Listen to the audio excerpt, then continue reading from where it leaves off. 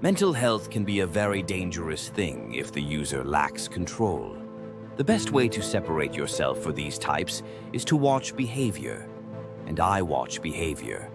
However, not all people exhibit negative behavior, but those who do can be a danger to themselves or society, and also both. Either way, some people find themselves doing unimaginable things, and it can lead to murder. Today, I'm going to cover a woman named Lauren Stuart, a woman who struggled with mental health, and because help was too late, it caused one hell of a tragedy. Without further ado, let's get on with it. Lauren Stuart and her husband Daniel were high school sweethearts who raised their two children, Stephen and Bethany, in a modest home in Michigan.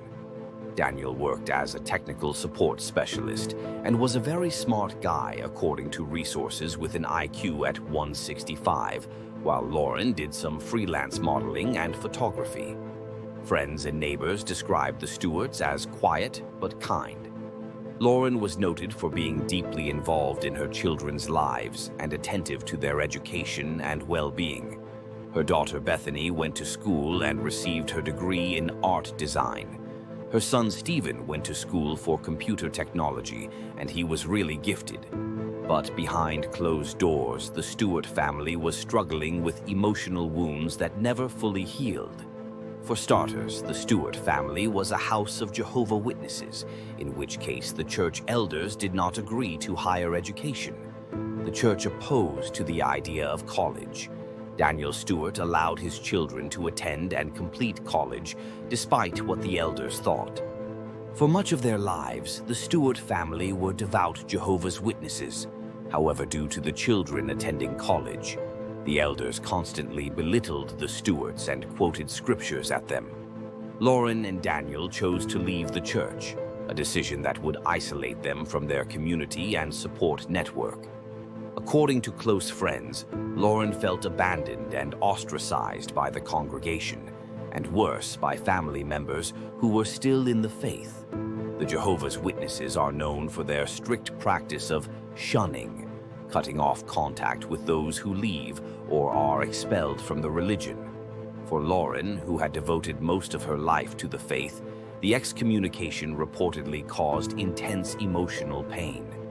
She and her family were now spiritually cut off, and Lauren believed they had lost not only their religious community, but their future. It was at a point to where she felt alone, despite having her immediate family. Lauren would approach friends. However, she would be ignored, belittled, or flat out disrespected. Lauren would try to approach other family members still in the church, but they'd run from her. This is what I dislike about religious leaders, the means to control who and however you see fit. I'm all for having a religion, but I don't understand what the big deal is about the children getting an education. I just feel that some of the religious leaders and Bible thumpers go too far. If the kids are supposed to be the future, then wouldn't it be logical to allow them to seek education? Well, anyway. In the years following their exit from the church, Lauren's mental health reportedly declined. She struggled with depression and feelings of despair. Though she tried to restart her modeling career and stayed active online, friends said she never fully recovered from the stigma and isolation brought on by being shunned. Some sources claimed Lauren feared her children would have no hope for salvation, and she believed they were spiritually dead due to their separation from the church. This distorted worldview, likely amplified by religious trauma and untreated mental illness, appeared to play a critical role in what would become a fatal unraveling. During this time, Lauren tried to reach out to her sister one last time. Ironically enough, she encountered her at a grocery store.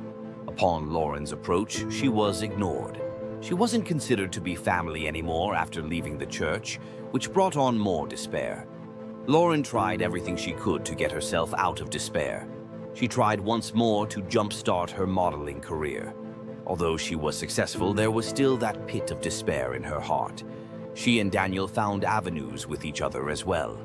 The two had their family outings with their children, and even though they stopped attending church, it didn't push away their faith. However, this is when everything gets even worse. You see, upon reading her Bible, Lauren came across passages of Armageddon. Lauren, continuing to read, only scared her more and more. She started to believe Armageddon is really coming. In her head, she knew she didn't have the protection of the church to save her and her family, so ideas in her head started to stir. For some reason, Lauren, as well as Jehovah's Witnesses, believe that if you died before Armageddon, you will have a chance at paradise on earth. Lauren tried to keep the thoughts from her mind by improving herself and remodeling her house. However, 2017, she became obsessed with the end of the world, and as the thoughts continued to stir in her mind, her depression got worse and worse.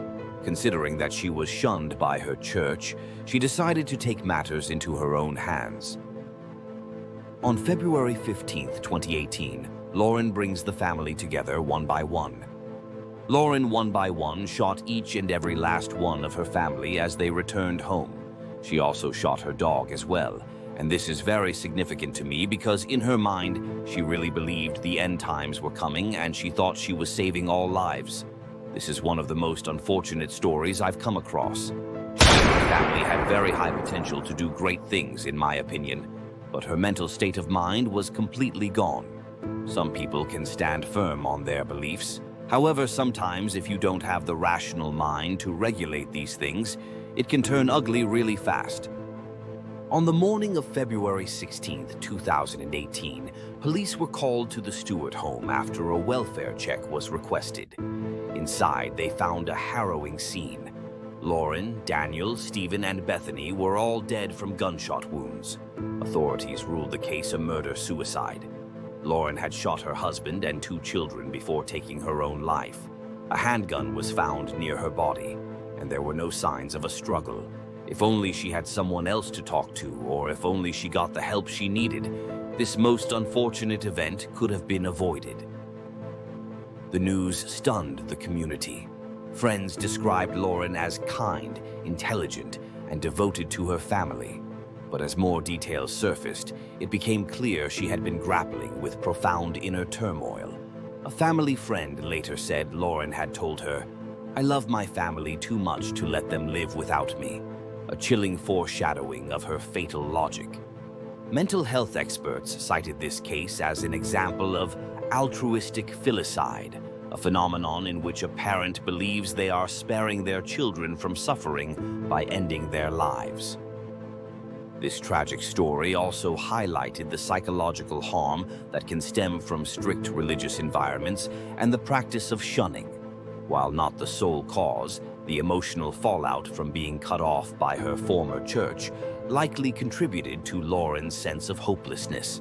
The case of Lauren Stuart is a haunting reminder of how deeply emotional trauma, isolation, and mental illness can intertwine. Behind the facade of a serene suburban life were years of pain, rejection, and untreated mental health issues. Today, the home in Keego Harbor sits quiet, a ghost of the life that once filled it. The Stuart family's story is not just one of tragedy.